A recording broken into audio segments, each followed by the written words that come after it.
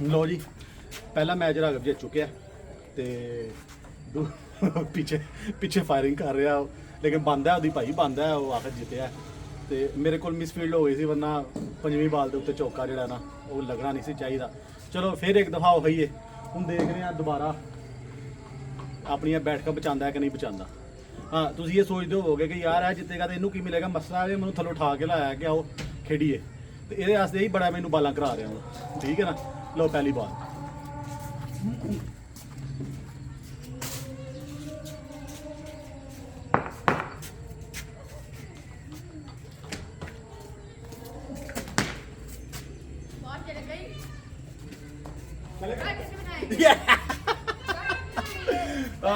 Rule के मुताबिक बाहर चली गई है लेकिन आउट नहीं है। एक बाल हो गई है 10 बैठक उत्ते हो गई ने हूँ देखने अगों 20 बैठक होंदियां ने या अगों मारदा चौका बाल आ जाती है वापस।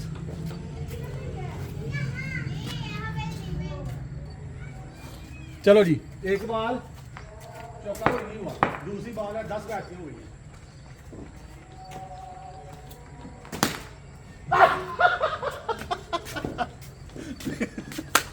फिर से बाहर चली गई है 20 बैठकें हो गई है जवान की। आज रात को सुकून ना सोएगा टेंशन ना लो पहला मैच जीते ना ये।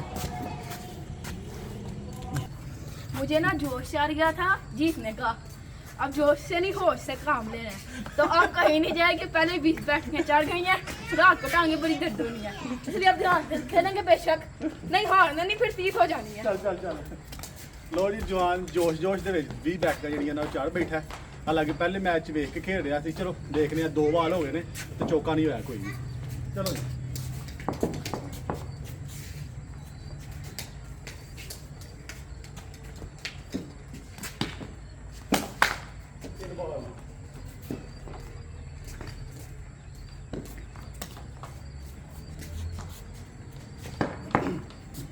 एक रूल ਤੁਹਾਨੂੰ नहीं दस सके वो ये सी कि 3 बाल इनू मैं मतलब स्पिन करानियां सन मूव करके तो 3 बाल सीधियां करवानियां सन।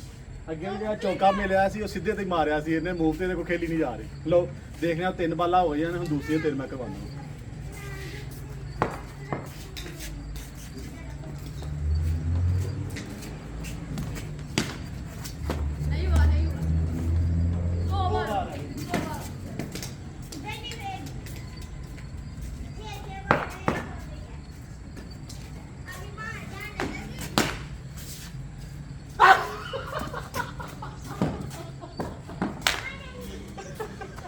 लो जी 30 बैठ के हो गई हैं जवान ने एक इधर एक सामने भेज दी है। आखिरी बाल है अगर ना हुई तो 40 बैठ के हो जानी है। रहम कोई नहीं कर रहा मैं।